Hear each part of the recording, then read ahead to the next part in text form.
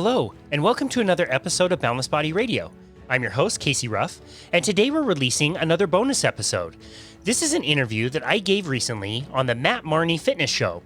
Now, if you are a consistent listener of Boundless Body Radio, you may even recognize the name Matt Marney, as we hosted him recently on our show on episode 238. This is episode 52 of the Matt Marney Fitness Show, which is titled Metabolism and the Impact of the Low Carbohydrate and Carnivore Diet. This was a really fun discussion. I really appreciate Matt and his approach to fitness. We spent this discussion talking a lot about my career and my working on Metabolic Carts, which measure metabolic rate and how people burn their calories. We talk a lot about practically how we learned how to tailor exercise and diet plans to help people achieve metabolic flexibility, which means we can teach people not only to use carbohydrates as a fuel source, but how to better burn fat and lose fat by changing the diet, which I think is really important. This episode is full of lots of practical tips, again, to teach you how to burn more fat, how to reduce hunger, how to reduce inflammation, how to get the very best results. So be sure to check out the Matt Marney Fitness Show on Apple. While you're there, be sure to subscribe and give him a rating and review. It really helps to get the word out to more people. And that being said, here is my appearance on the Matt Marney Fitness Show.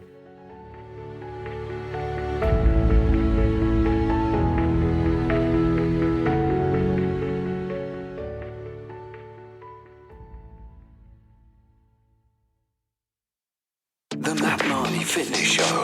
Conversations to help optimize the present moment and maximize your future potential.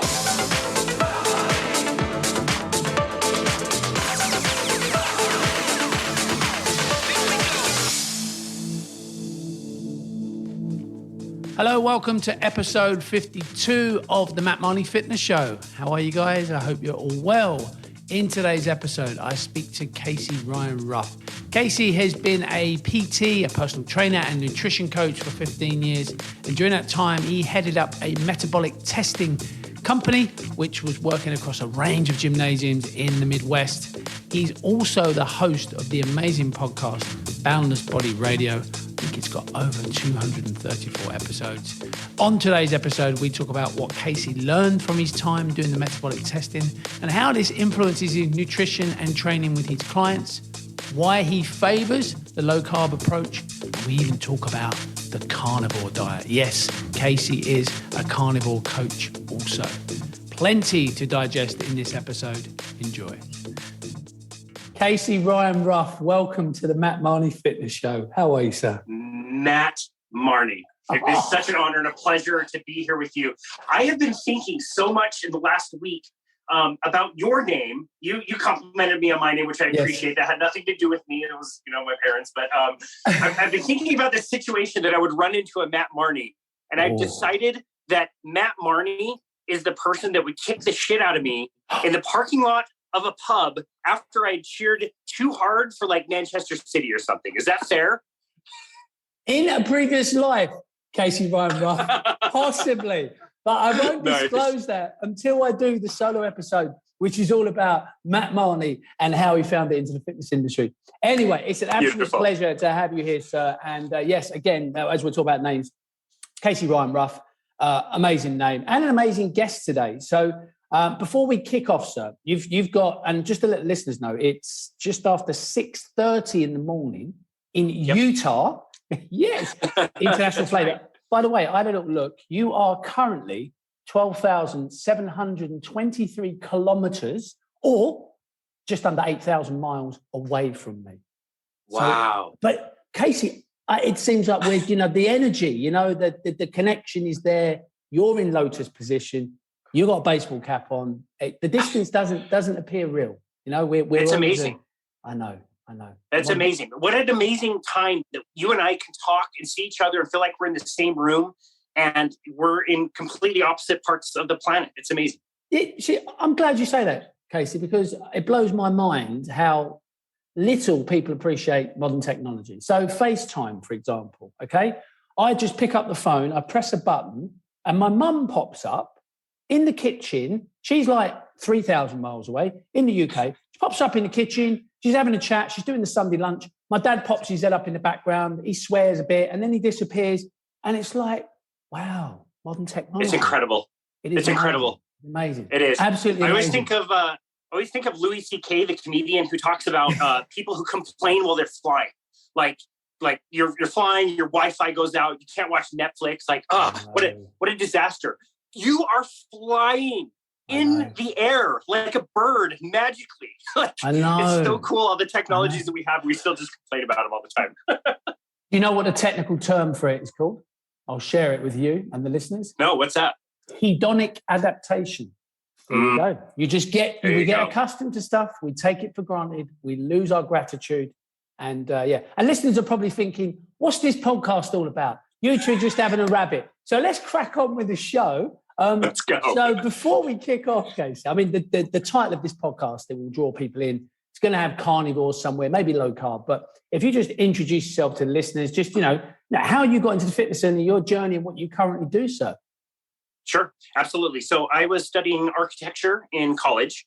I knew I wanted to be an architect, and I joined a local corporate gym in the cycling off season. I do cycling, and so I wanted something to do in the off season to keep me fit. And I joined this gym, and I noticed the personal trainers, and it looked like they were having a lot of fun with their clients, but they were also using heart rate. They were using heart rate monitors. Polar heart rate monitors at the time were very popular.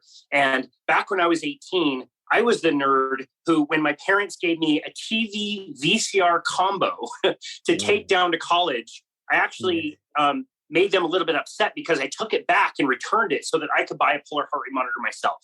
And so I was very familiar with heart rate monitors. I was using that for cycling. And right off the bat, I knew more about heart rate monitors than any of the trainers knew at the time. So I decided to march myself into the manager's office and ask him what I needed to do to be a personal trainer. And he told me I needed an online certification, which I got in a few months. And I was hired in March of 2007 as a personal trainer, and I've been personal training ever since. Since then, obviously, you add different certifications and, like kettlebell certifications and nutrition coaching and all these different things along the way, which you learn over time. But the thing that really fascinated me initially was something called metabolic assessments. So our club, our corporate gym had a metabolic cart, which is basically, if you can imagine, like there's a mask that you wear that has a hole in the front that collects your respiration. So this is your breathing in and out, essentially. And it's connected to an umbilical tube that goes into a machine, which is connected to a computer. So these metabolic carts essentially can tell you, based on how much you're breathing, it can tell you how many calories your body is burning. So if you were to run down the street right now, obviously you'd be breathing very heavily after a few seconds. That just means you're using a lot of calories. You're using a lot of energy to be able to do that. And it's a direct correlation. How many calories you burn for how much you're breathing. And so if we were able to put somebody at rest, or we were able to put somebody through a protocol where they were exercising, ramping people up, we could tell them how many calories they were burning at different intensities, different heart rates, and we could set their heart rate zones. Like a VO2 max test is essentially what we're doing, is finding VO2 max. But the analyzers that we had took it one step further, and they were actually also measuring the exchange ratio between oxygen and carbon dioxide. So the air that you breathe has a certain amount of oxygen, and there's a ratio for how much oxygen you take in and how much carbon dioxide you produce as a byproduct that tells you not just how many calories you burn, but it tells you how much fat versus how much carbohydrate your body is burning at different intensities. And so a big misconception, a lot of people, especially this time of year, they join a gym, they get on a treadmill. The treadmill tells them they burn 500 calories, and they're normally huffing and puffing and breathing really heavily, and they're turning into a big sweaty mess, and they think they're doing themselves a favor. But what they don't realize is probably most of the calories that they're burning are actually coming from carbohydrates and not coming from fat. Fat burning happens at a much lower intensity, where most people's goal is to burn a lot of fat. They have, fat, it jiggles. They don't like it. It's here and it's on their, skin and all over their belly, and they want it gone. That's why they joined the gym in the first place. And so we use those machines to help teach people how to properly burn fat as fuel and not just burn up a bunch of calories. So would this be, you mentioned, you listened to, we had a lady called Stephanie Carl on, I think it was episode 41 of the show, and we talked about these metabolic carts. So we can establish, firstly, one of these machines can establish what someone's basal metabolic rate is, so what they burn at rest, which is obviously individual based on lean mass. But we can also tell, like you say, which fuel source someone utilizes when they exercise. Now, once you understand that, like, so your years and experience of using this with clients, what did you learn? What did you notice? What did you take from that experience that you now use in your role as a trainer? Sure. No, that's a great question. And that was such a fascinating episode that you did with her. I really appreciated that episode and loved her insights. Yeah, very good. Yeah. I look back, a decade ago when we were first starting to use these things, 2007, 2008. And the way that the test was set up was to show more about like the calories that you were burning. You mentioned basal metabolic rate, which is so critically important. And we would look at it like a math problem. It was simple thermodynamics. And, we would say this is more of like a physics problem. It's more of a math problem. And so let's say you came in to see me, we put you at rest, we put this mask and hook you up to this metabolic cart. And let's say based on your breathing at rest, we learned that you burn 2,000 calories. This is Matt Marney being Matt Marney. That's it. Just being Matt Marney, sitting there watching UFC or boxing and just being Matt Marney. Beautiful. How, that's great. Exactly right. Matt Marney sitting around watching UFC, watching boxing would burn, let's say 2,000 calories, which is great. It's actually a majority of the calories that you burn. Your brain is very hungry. You got your heart is beating and all those things. So then we would say, okay, what do you do for work? Okay, you have an office job. Great. That burns an additional, 400 calories. Now we're at 2,400 calories. Let's say you have a workout. You typically burn 300 calories. So let's say your total burn, we calculate to be about 2,700 calories a day. Okay, so we know also that 1 pound of fat is 3,500 calories, typically speaking. And so, again, this is just a really simple math problem. And we can just say, okay, let's divide that by 7, which is 7 days a week. So that comes down to 500 calories. So let's find a way to make you eat 500 calories less every single day or increase your workouts or exercise or calorie burn every single day by 500 calories or a split between the two. So let's say we're going to put you on a diet. You're going to eat 2,200 calories. You're burning 2,700 calories. Great. That's 500 calories. That means in 1 week, you will lose 1 pound. Let's say you want to lose 20 pounds. So you're just going to eat 2,200 calories for 20 weeks. You'll lose 20 pounds and that will be the end of it. And that will be a really easy way to make things work. But the problem is it never really worked for people. Like they could try to track their calories. They could try to meal plan. They could try to hit that target every single time. But over time, we noticed that they would lose more weight, but it would decrease and they would lose less and less and less and less over time. If we were to do that same test on you, where Matt Marney, being Matt Marney, was burning 2,000 calories, over time, we could inadvertently teach you to burn less and less calories. So now Matt Marney sitting around watching UFC or watching boxing, we would measure you to be maybe 1,500 calories, 1,700 calories. You would burn less and less and less calories just being you every single day. So whatever was getting you to your goal initially would fail over time because your body is becoming more and more efficient. Gotcha. And I suppose as well, what listeners need to know is as you lose weight, the amount of calories that you require to maintain that weight actually goes down as well. And I think this is where people hit their walls in terms of weight loss.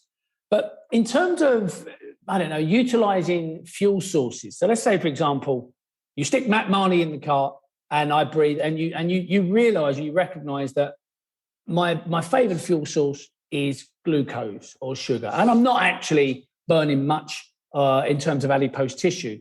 What are there suggestions or nutritional protocols or exercise protocols that you guys would administer as a result? Yeah, absolutely. So this is part of the thing that would evolve over time is initially we would just say like, wow, okay, Matt Marney being Matt Marney, based on our measurements at rest, you're burning 70% carbohydrates. So you should fuel your body based on more carbohydrates. Let's get you a higher carbohydrate diet. Maybe that's 300 or 400 calories or 300 or 400 grams of carbohydrates a day, whatever that number would be. But over time, we learned that number also was very dynamic. We could make that number change and we could teach people how to burn fat as a fuel source versus burning carbohydrates as a fuel source. And again, most people want to burn fat. They're saying they want to lose fat, they want to burn off fat, and that's more related to their goals. And so the things that we learned, first of all, was with exercise. People who were over-exercising and training at too high of a level all the time, they're running, they're sweating, they're breathing hard, they're mouth breathing. Yeah. Those people at that intensity are burning and teaching themselves to rely on carbohydrates as the main fuel source. Right. So if we could just bring their intensity down to a level that they were nose breathing, they're a little bit more relaxed, maybe it's a little slower, but we can teach them to be more efficient. Those people ended up burning more fat. And so that's how we could change that over time. It's just, let's control the heart rate more often than not, keeping people down at their metabolically efficient heart rate, or what we call like a metabolic base, where people are burning a majority of their calories from fat. Sure. And let's make them faster at that level. Those people could burn more fat. But the really shocking thing to me, the thing that I never thought could ever be possible, was changing the diet. If we could get somebody to change the diet and be less focused on getting carbohydrates in the diet and be more focused on eating fats and proteins, those people eventually would flip their metabolisms. And we could teach people to burn 70, 80, 90% of their calories from fat, not carbohydrates. And that was a thing, again, that was so shocking to me and really flipped the script on everything, what people should eat, what endurance athletes should do. I never thought this would be possible, but I have a client who did an Ironman triathlon. She's from the East Coast. We've worked together virtually, so I've actually never really met her in person. She's a weekend warrior. She's a really good, training. She's done 2 Ironman triathletes, which this is like a 14-hour day. And in the course of the triathlon that we did together last year, that I coached her through, she did the entire Ironman triathlon on a few hundred calories. That's it. We taught her how to rely on stored body fat, the body fat that she has stored up already, to fuel her for literally 14 hours. And she took on 1 or 2 goop packets and had, a bar and a little bit in her drink, which is mostly electrolyte. And that's it. And she was able to finish on a personal best by almost 2 hours without fueling her body all the time, because her body was trained and conditioned to burn its own stored fat as a fuel source. And that's the kind of thing that really changed over time. And once we can address the diet and address the nutrition, we can teach people how to do that. And it just means they're very efficient and they're using their own fat as a fuel source, and they're less reliant on eating.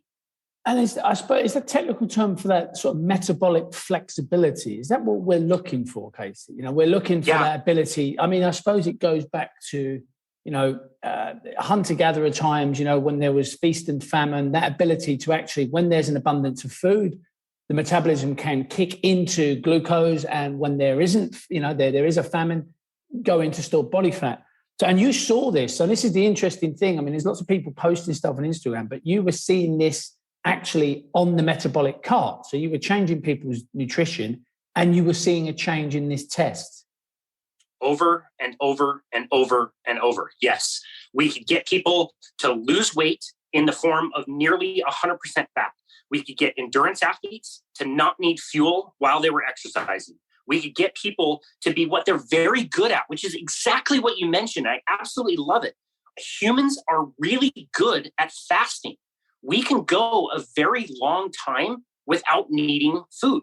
And if you look around at most climates, like my climate right now, it's February in Salt Lake City, Utah. If you're not familiar with the area, there is not food growing spontaneously everywhere all the time. There's not fruit. There's not grains. There's not things that are just springing up off of the ground spontaneously. This would be a time that we would be on the more hungry side and we would need to do more hunting.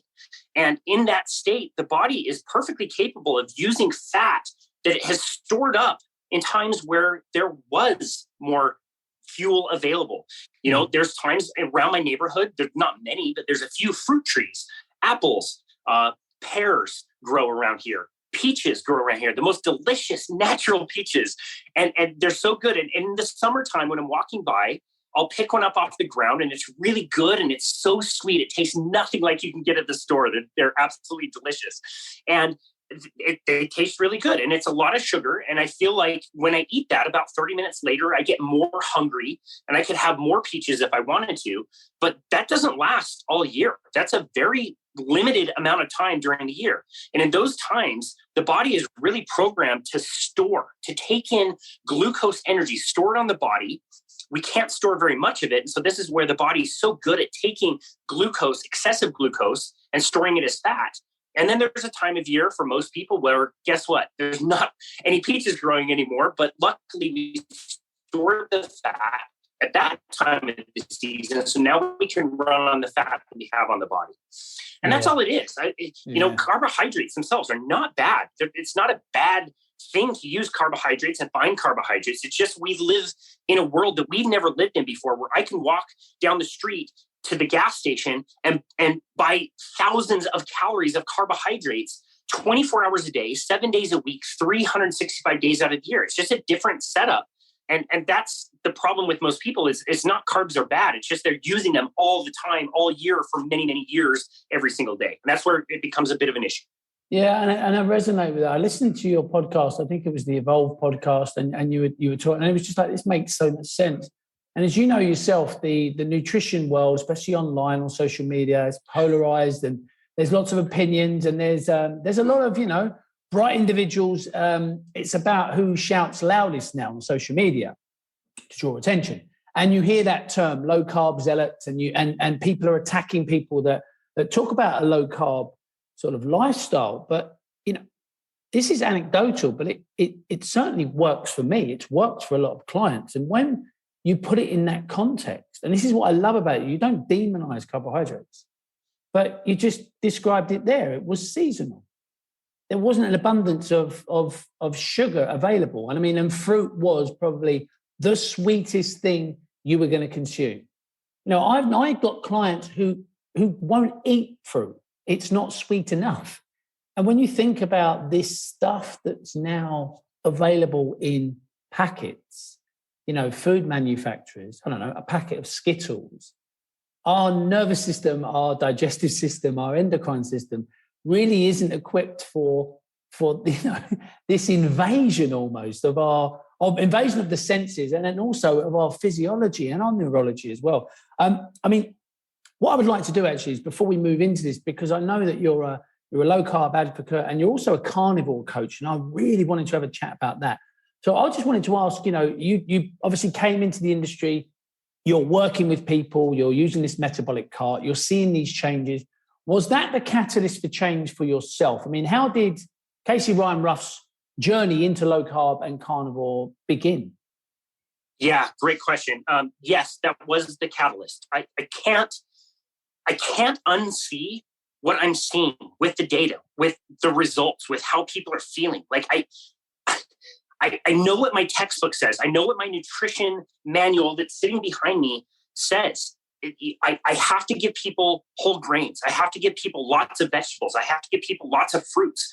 That's what this manual says I have to do. They have to eat frequent meals. They need to meal plan. They need all of these phytonutrients that we talk about, and polyphenols, and all these things that cause hormetic stress in the body. But it just wasn't working, Matt. Like, I don't know how else to say it. It wasn't working. People couldn't do it, first of all. Like, even the trainers, like, they couldn't prepare that many meals week after week after week. You would just buy a bunch of food that would go bad, and you would throw it away at the end of the week, let alone our clients who are really busy and don't have time to do any of that. And you know, maybe people could succeed with it for a few weeks, like I said, but over time, what would happen is when we would measure their metabolic rate, their metabolism would slow down over time on a calorie restricted diet, which is what, again, we were told to tell people, and they would start burning less.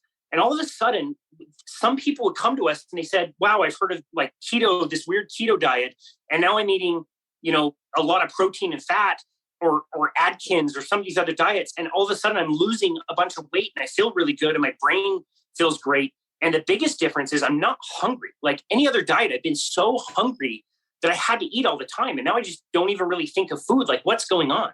It really forced the issue. And like I said, like, I don't care what people do. I don't get paid whether people eat a steak or eat a salad. Like, it was working. And we get paid as trainers to get people results. And if I can get people to naturally eat a little bit less because they're so full and now they're not hungry and they're losing fat as fuel, like, that's the holy grail. That's everything. I can't unsee that. And I remember, you know, getting into the low carb space, and I remember doing weight loss challenges with people where we would have winners all the time. And all we would do was just give them low carbohydrate carbohydrate meal plans and tell them, don't track your calories, find recipes you like, eat them until you're completely satiated. Like try to overstuff yourself and just see what happens. And people are eating steak and omelets and all these things, and they would just burn off fat and not be hungry. They could eat once or twice a day. It was crazy.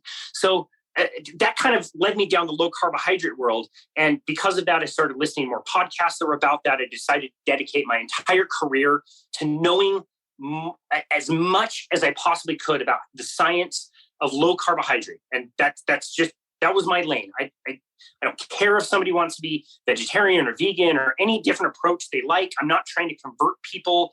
I don't want to tell people that what they're doing doesn't work. I decided that was my passion. That's what I was going to learn about. And I remember a Joe Rogan podcast with a doctor named Sean Baker. The guy was in his 50s. He's setting world records in deadlifts. The dude was absolutely jacked. And he was saying that he stopped eating plants altogether. He was on 100% meat, zero carbohydrate. He was eating ribeyes and ground beef and eggs, and that was it. And I remember there was a certain point in this, few hours long podcast where he said he wasn't checking blood markers. And I turned the podcast off. I said, this guy is out of his mind. You can't do this and stay alive. This is ridiculous. And I ended up turning it off. And to this day, I've never finished his podcast, even though I'm a carnivore coach in his company now. And I've actually interviewed him on. I was going to say, he's been on your show. Now, I had to tell him.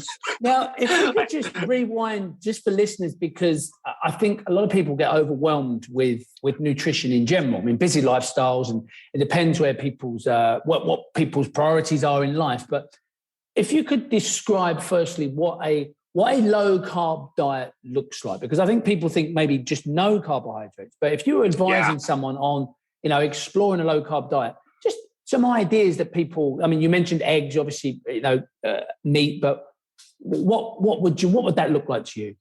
Yeah, great question. So carbohydrates in a diet are not essential. You could decide today that you would never eat another carbohydrate for the rest of your life, and you would live. Like, you wouldn't just die from that. Carbohydrates are essential for certain parts of the body, a certain percentage of the brain, part of the kidneys, red blood cells will always need carbohydrates, but the body has other ways of manufacturing carbohydrates. So carbohydrates are not essential.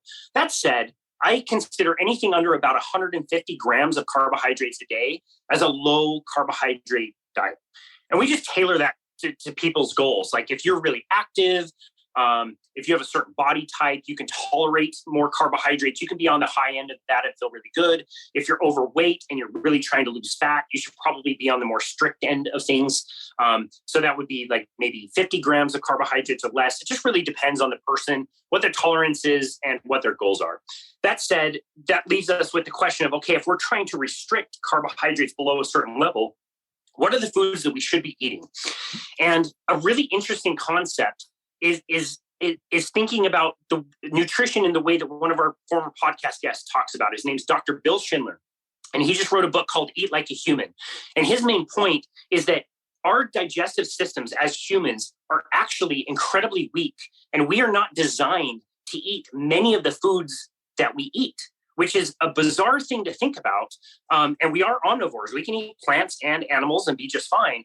But as humans, we've developed technologies that allow us to prepare food outside of the body, mostly cooking, fermenting, soaking, cooking, all of those things that prepare the food outside of the body so that we can then take it in and absorb the nutrients that we need as humans. So again, that leaves us with the question of what are the things that we should be primarily eating? And I believe that our human digestive systems and our bodies are really well set up to handle animal proteins and animal fats primarily. And as long as we prepare those foods outside of the body, we cook them, again, we salt them, we ferment them, whatever we need to do to make them safe and absorbable and digestible for us. Those are the things that are the primary foods that we should be consuming, and whether or not you do low carb or carnivore. So a typical carnivore diet would look like maybe eggs. It could look like fatty meat. We love to eat a lot of salt. Could be ground beef. Could be chicken. It could be whatever people like to eat. But a carnivore diet is simply eating most, if not all of your calories that you consume from animal proteins and fats. Now, the biggest, this is something you've explored yourself, and that's what I respect about you, Casey. And you don't dismiss any other diets, and it's just, you're sharing your experience and your understanding of this topic. What's the biggest? So when people maybe approach you for your carnivore coaching, what's the typical resistance that people have around adopting such a lifestyle? That's a great question. And weirdly, I think the biggest role that I play when I'm coaching people on a carnivore diet is giving them permission and telling them it's okay to not consume plants. We're in this world that's really pushing really heavily towards plant-based diets. We're creating fake meats, Beyond Meat and Impossible Burgers and all these things. And we're told that plant-based diets are the very best things that we could be consuming for not only our own nutrition, but also for the planet. And when you look at the facts, they're just not there. It's a propaganda that has been forced on a lot of people. And so I see my role as more like giving people permission to tell them, like, yes, it's okay to have eggs. Yes, it's okay to eat butter. Yes, it's okay to have ribeye steak and eat it to complete satiety. And you will get all the nutrition you need, all the B12, all the choline and the creatine and the carnitine and all of these great nutrients that are not available in plants are perfectly bioavailable and ready to be consumed when they're in animal form. When we allow the animals to consume cellulose and plants from grasses and other vegetation, they do this magical conversion with the unique digestive systems that they have in their rumens, and they convert grass into fat and protein in a form that is available to us to consume. And so it's really just helping people understand that is perfectly safe and healthy for people to eat. And they have permission to be able to do that, where they've been told this whole other story that they should be consuming salads and kale and making, smoothies with spinach and almonds and almond milk and all this other stuff. I think that's the biggest thing, is just helping people understand that nutrition is perfectly bioavailable in animals. And what changed for yourself, Casey? Because you were talking about Sean Baker on the Rogan podcast, and they mentioned blood markers, and that would be an automatic reaction. This view around cholesterol, lipids, blood markers. What changed for you, and what evidence have you seen when it comes to stuff like people hear about? I suppose a lack of fiber. People might say there's a lack of fiber. There's too much fat in a carnivore diet. There's too much salt, possibly, in a carnivore diet. How would you respond to those challenges? Man, great question. So I eventually decided to try a carnivore diet. I ended up learning more about it. So it was April 2019. I'd already done low carbohydrate for a long time. I noticed on low carbohydrate in general, just my performance was way better. My hockey that I play, ice hockey, was way better. I had more energy. My cycling was a lot better. I could go on 2 or 3 hour long bike rides and not need goo or Cytomax or any of that stuff that I was doing before that would just make my stomach hurt. You have energy. You're just finding energy that's in the body. So I already was noticing those benefits. When I decided to go carnivore, I chose a month. So it was April of 2019. I decided for 30 days, I was just going to eat only meat and see what happens. See if I poop again. I don't know. Let's find out. I was going to say, like number 2, Casey, number 2. I haven't had any fiber since April of 2019. That was the last time I pooped. I haven't pooped ever since. You've not had that? Yeah, I don't need to poo anymore. It's totally done. It's amazing. It's so weird.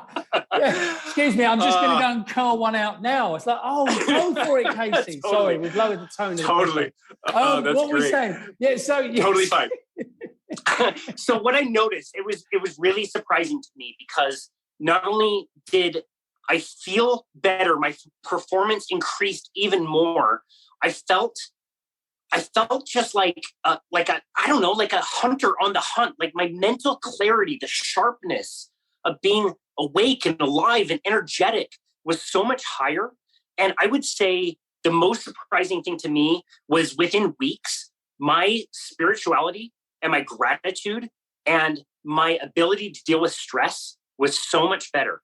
And I've given this example before. I remember somebody bought a personal training package with me, and, we make a lot of money with, personal training. You're 100% commission. So if somebody buys something, you make a sales commission on that.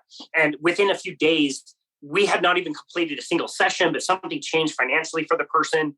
And she canceled everything, refunded everything, which means I lost a lot of money. And I remember just thinking like, oh, that's fine. Like, let me know if you need help down the road. Totally willing to help you. And my reaction to stress was just completely different. And after those 30 days, I was not willing to give up that feeling.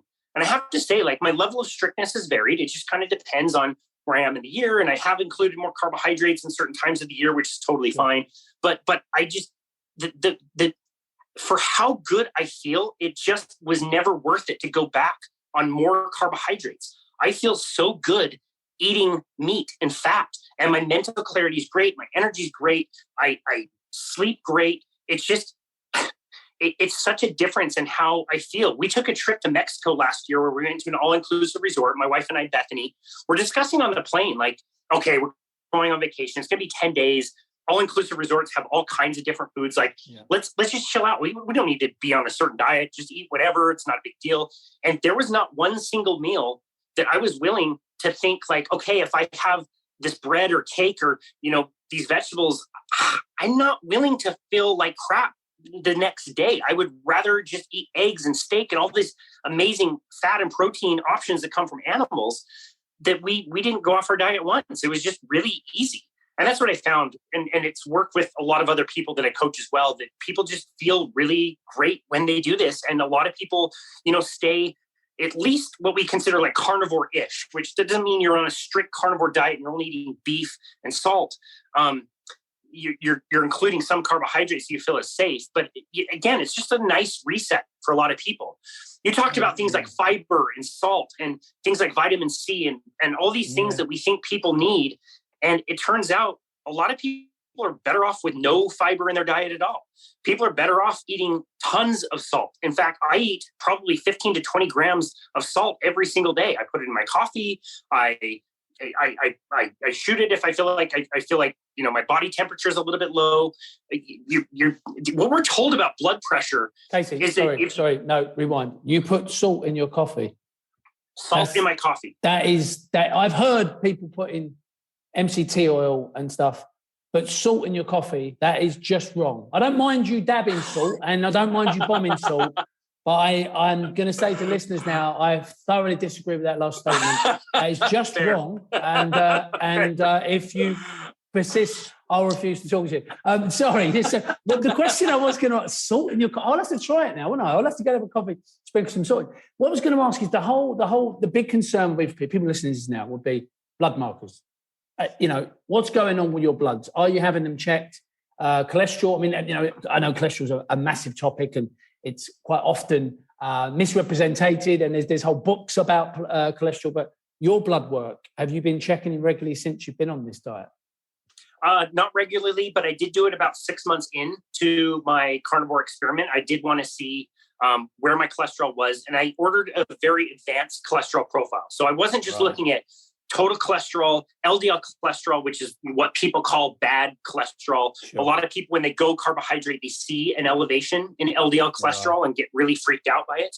A typical blood panel would also include triglycerides and HDL cholesterol. But I wanted to see all kinds of different markers. So particle size, LP(a), ApoB particles, all these more advanced particles. You're right. This can be a complete landmine and very difficult to understand.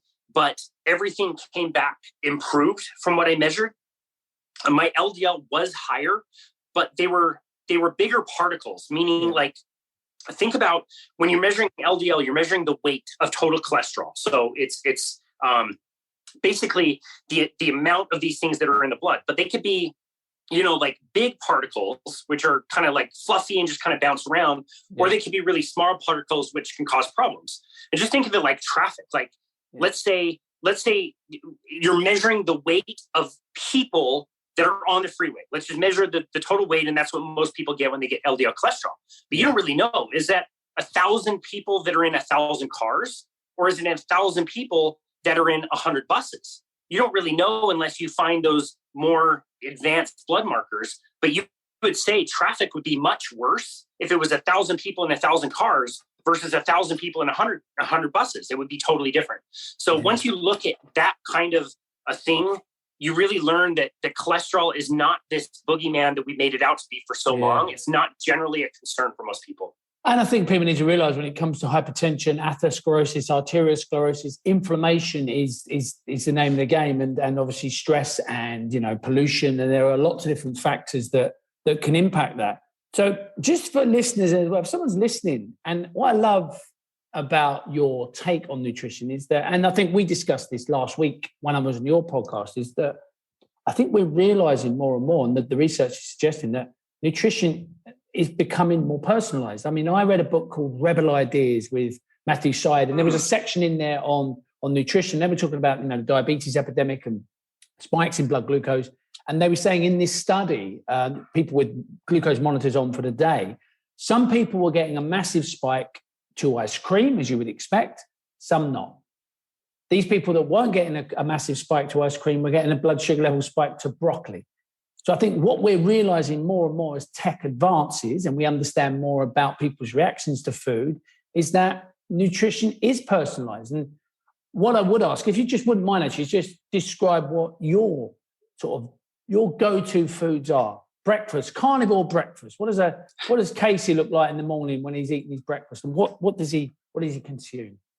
Yeah, absolutely. So a typical day for me, sometimes I do coffee. I don't always do coffee. It's early here in Salt Lake. Like you said, we have an early interview. So today I decided to. Most of the week I have not done coffee, but I just wake up and have water, which is totally fine. In my coffee, when I have it, I blend butter with MCT oil, which is medium chain triglyceride, which comes from coconuts. It's the very kind of ketogenic oil. I blend those together with salt. Oh, man. I'm going to have to try this now, Casey. But I'm a bit disturbed, but I'll get my head around salt in your coffee because yes, I'll get over it. Yes, it's really good. So a bit of coffee in the morning with butter and salt, which might taste a little bit like a steak. Then gives your coffee really a bit of a steak edge. Savory. It's different. It was an acquired taste for sure, but it's really savory. It's rich. It tastes really good. And that just eliminates my hunger. I just do not feel hungry. If I skip the coffee, I still don't feel very hungry. So my first meal sometimes might be noon, sometimes it might be 2. If I end up really busy and I have to fast and only have one meal a day, which happens often on a carnivore diet, we call it OMAD. That's right. Totally fine. I just kind of feel a little hungry and then it passes and that's totally fine. But if I have my first meal generally around noon to 2, it's typically eggs. And I will have somewhere between 6 and 10 eggs. I can scramble them. I'll scramble them with butter or have them hard boiled. At dinner, I'll just have whatever meat sounds good at that point. So I always have 2 to 3 different options of different proteins and fats in my fridge, things that I prepared. So last night, for example, I bought a rotisserie chicken.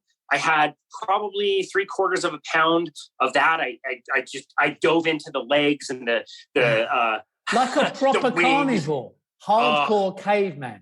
I turn into like a wolf, like just totally eat it. So that was great. And I also had a leftover chuck roast that I heated in a pan with a bit of butter. I probably had at least a pound of that. I also had prepared some organ meats. And so sometimes, not always, but sometimes I'll have some chicken hearts or beef liver that I eat raw. I'll just eat those. And that's what I had last night. So it was about a pound. Well, no, it was probably about 2 pounds of meat and fat combined together, cooked in butter. I ate it until I was completely satiated, and I probably won't be hungry today. I can go about my business until later on in the afternoon when I'm done with my clients. And that's kind of a typical day. That's kind of what happens with a lot of carnivores is they don't need to eat very frequently to feel really good. It's usually about 1 to 2 meals a day. And it's just, we recommend whatever fats and proteins that people like. You don't have to be so dogmatic about exactly what, quality of food you're having, what quality of meat you're having. Just go towards the salty and fatty meats that you really enjoy and just eat those until you're very satiated. I mean, it makes perfect sense. I mean, from, as we know, fat is satiating and we know that protein has a higher thermic effect and it also satiates also. So, and it makes perfect sense from a weight loss standpoint. It's, you kind of, we said at the top of this interview, you can create a calorie deficit. Some people like to count calories and macros, and other people like particular rules, but that makes perfect sense. And we will touch on how people can reach out to you, because you are actually a certified carnivore coach. So if someone is interested and they want to kind of branch into this area, they've got people like yourself who can actually coach and help people along the way. But I wanted to shift gears slightly, because I don't often get to talk to fellow podcasters. And it really is. And by the way, for listeners, Boundless Body Radio is your podcast, and it's phenomenal. And I genuinely mean it. And although I've had Casey on today talking about the carnivore diet and the low carb, I mean, you're a coach. You deal with all sorts. You train clients regularly. You've had so many amazing guests on your podcast. And I worked this out as well. Your first podcast was on the 5th of October, 2020. And I had a look earlier. You've had 234 episodes.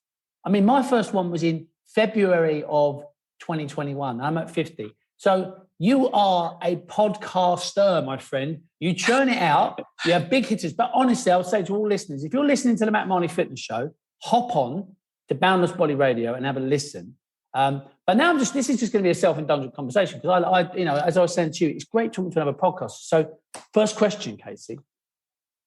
So what inspired you to start the podcast? Well, actually, let's say you've got two podcasts. You weren't content on churning out 234 episodes. You've actually got a podcast called, what's it called? The How to Make a Podcast. Go ahead. How to Make a Podcast. Just an absurd name. No, it's amazing. So if there's anyone listening to this, because I think we're fellow podcasters, and they think, I'd like to learn to make a podcast. Casey's done that. This boy lives and breathes podcast. So anyway, back to your question. What inspired you to start a podcast? And do you remember that moment where you were sat there? Perhaps you were sat on the toilet, curling one out. Who knows? You might have been regular. When did it come to, sorry? Did it come to? Yes, anyway, sorry. Yes, we're talking about No. I absolutely love it. No, it was 2015 that somebody told me about podcasting. I downloaded a certain podcast, and I just found the information so incredible, and it was a way for me to learn, where I was listening to music in my car.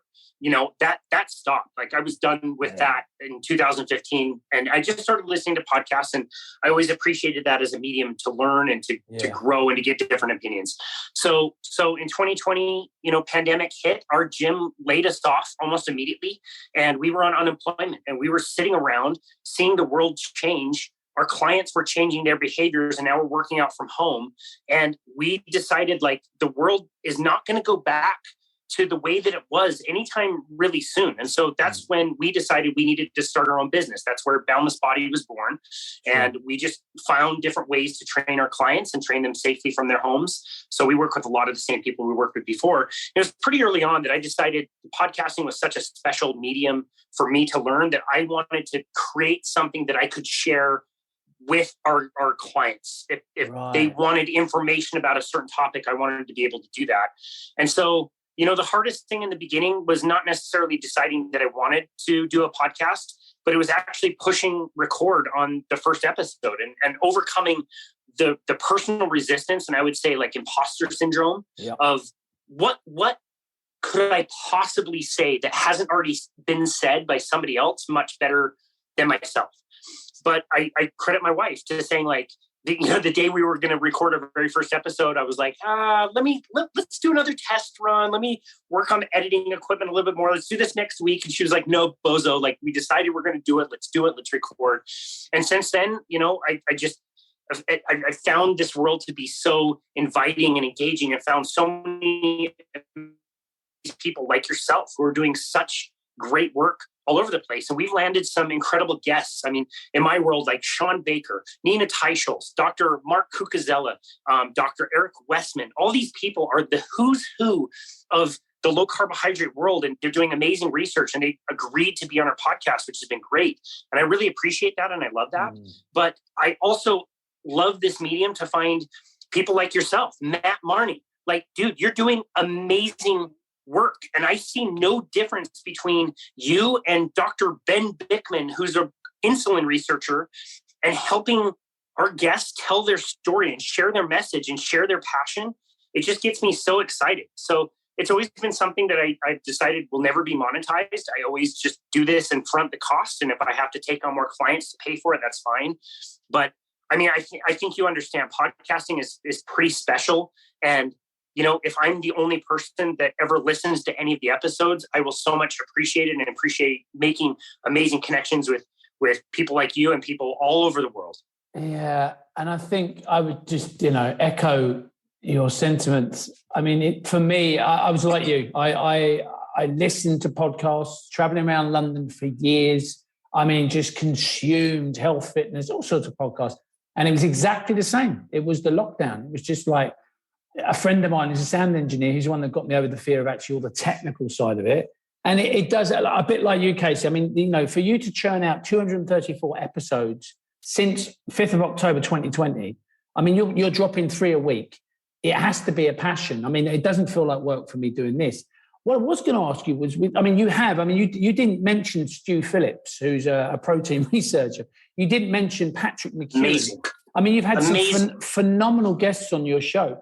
But I was, since you've been doing the podcast, I mean, has there been any paradigm challenging or paradigm shattering moments that do you feel you've changed as a trainer since you've been doing this podcast? That is a phenomenal question. That's a really, really good question. Yes, for sure. I guess the best way to answer it is learning that there's not just one way of doing things. We get really locked in a lot of times to this is the way I was taught. This is the way I was trained. I need to train people in this certain way. And even as you're evolving and learning, you can also very easily get boxed into a certain thing. And I realize even with myself, like going low carbohydrate, going carnivore, strength training methods that I've changed over the years, I really get so myopic sometimes. And I want to tell everybody, like, just eat ribeye and you'll be fine. Just strength train in a certain way and you'll be fine. I really want to do that. And the answer that we keep getting from our guests is like, there's no one way. Everybody is so different. And it really challenges you to always question what you're doing and what's going to work for somebody. And it's not about you. It's not about the trainer and what the trainer thinks. It's about the person you're working with. And, one of the biggest values I get out of podcasting, which I don't do very good of as a guest on your show, I've been yakking away like crazy. It's that coffee with salt in it. That's what it is.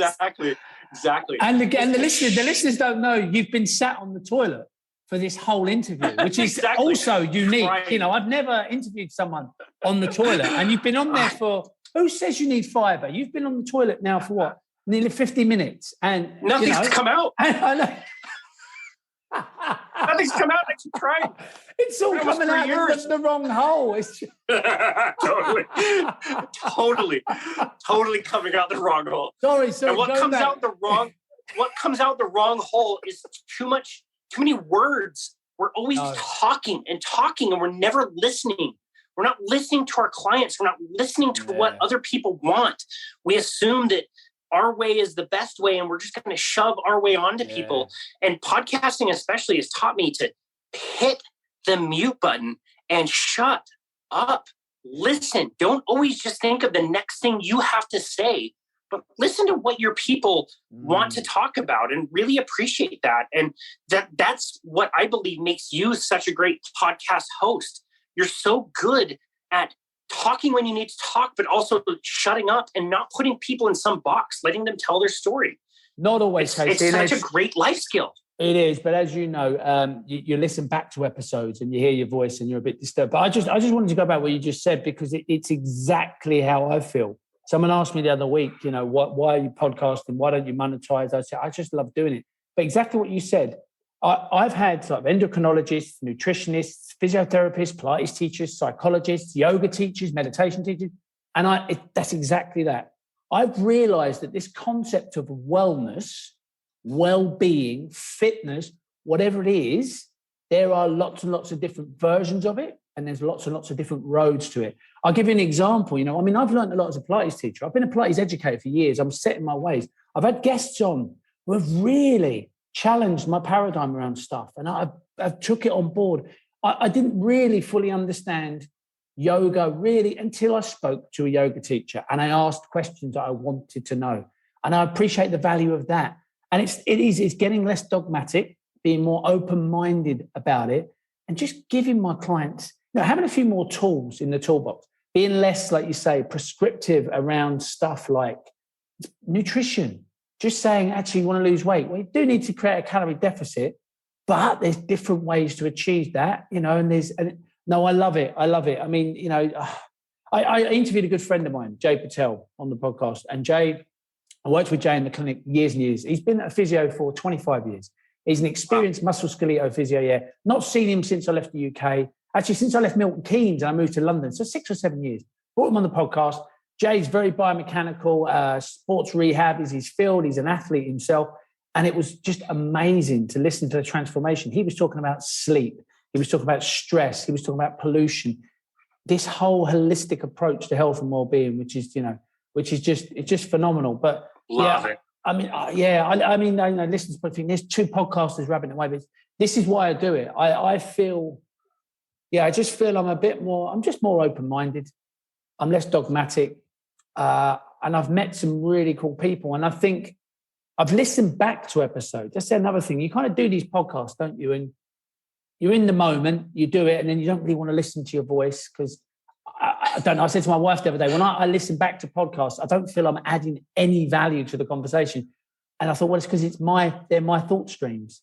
It's my thought stream. But I've listened back to podcasts, and I'll listen to your one, and I'll listen back to others. And it's like I learn all over again, because I'm in the moment learning. But no, I mean... That shocked me. Shocked me. I couldn't believe how much I would learn re-listening to a conversation that I had.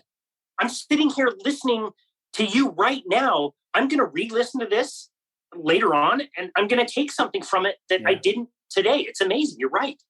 But I also think it's a bit like self-help books, though. I think, it's all well and good listening to podcasts, and there's listeners of your podcast. There's regular listeners of my podcast.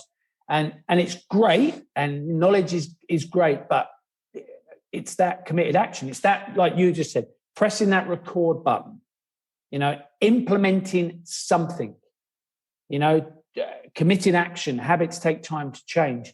But equally, if you can absorb yourself in this information, in this world, it may come to a stage later down the line when you do decide to press that record button. In terms of, we're coming up on the hour, but I would love to get you back on again at some stage. I would like to say to all my listeners, actually, that Boundless Body Radio, there's a phenomenal amount of content on there. It's truly inspiring. The amount of work that you must put in, but also the guests you have on. So obviously people can connect with you on the podcast. Now, the work that you and Bethany do, your wife, which is Boundless Body, isn't it? That's the organization the company you work for. Online training, face-to-face training. A bit cold in Utah, so probably don't want to go there at the moment, but people can connect with you guys online. Anything else that listeners should be aware of? I'll put this all in the show notes, of course, Casey. Yeah. No, this is great. Yeah, Boundless Body is the company that my wife and I started. So it's just the 2 of us. And we work with people in a multitude of different ways. And so we work with people virtually if they like. We always offer free 30-minute consultations. So people can go to our website, which is myboundlessbody.com. And on that, they'll see a button where you can say book now, and you can book a 30-minute consultation. We always do that complimentary for free. If people just want to chat, if they've got questions, we're more than willing to do a discovery call and just figure out what people like, help them sort out their goals. If people want to do additional sessions, we can definitely set that up. Another thing that we offer for free complimentary online is called a functional movement screen. I'm not sure if you're familiar with a functional movement screen. It's a tool that we use. You guys use the FMS. Yeah. We do. And, with a little bit of creativity, we can do that virtually as long as people have a good video connection and we can see them.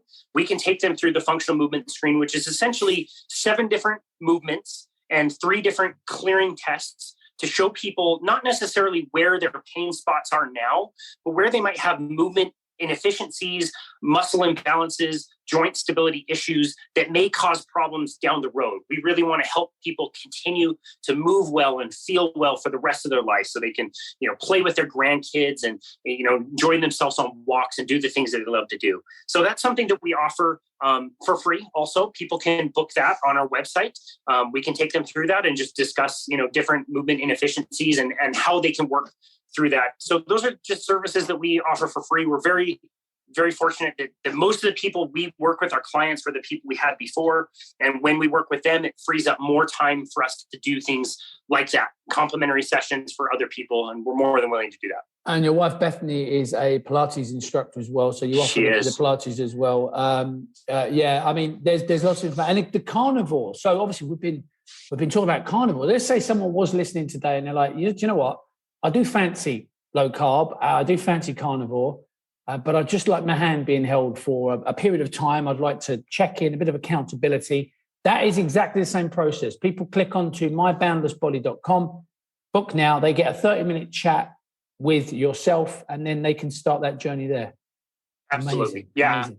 Yeah, absolutely. And one of the cool things is that people don't, once they start down this road, they don't need more and more sessions. It's generally speaking, after a few sessions, maybe 2 or 3, people have all their questions answered. They're starting to feel better. They're losing weight. They're losing fat. They feel really good.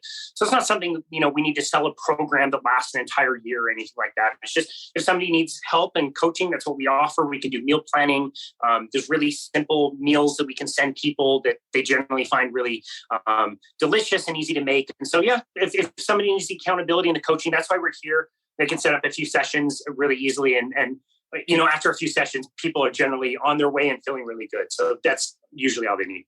Basically, Ryan Ruff, you're a generous soul. And I mean that. And I mean, I've only spoken to you a few times, but there's, you're someone that's churning out. You're giving out amazing content and you're not monetizing it. And I listened to a few of your podcasts on other podcasts, and you're in this for the right reason. You want to help people. It's been amazing.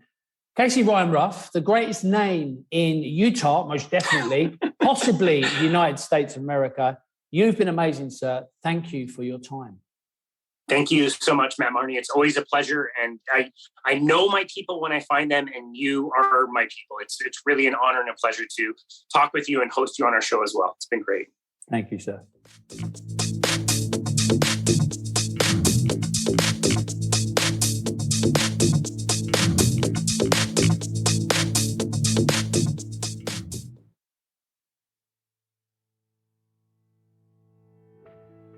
So thank you again so very much for listening to this bonus episode of my appearance on the Matt Marney Fitness Show. Like we said earlier, be sure to go check out the Matt Marney Fitness Show on Apple. Give him a subscribe and a rating and review so that more people can find him and find his message. And if you don't mind, if you are enjoying Boundless Body Radio, please do the same for our show. It doesn't take very long, and it really helps to get the word out to other people. This is a passion project, and this is the way that this type of information gets out so that more people can learn that the mainstream information that they're getting might not be helping them, and that they can learn different ways to achieve true health and fitness. So thank you again for listening to this latest episode of Boundless Body Radio.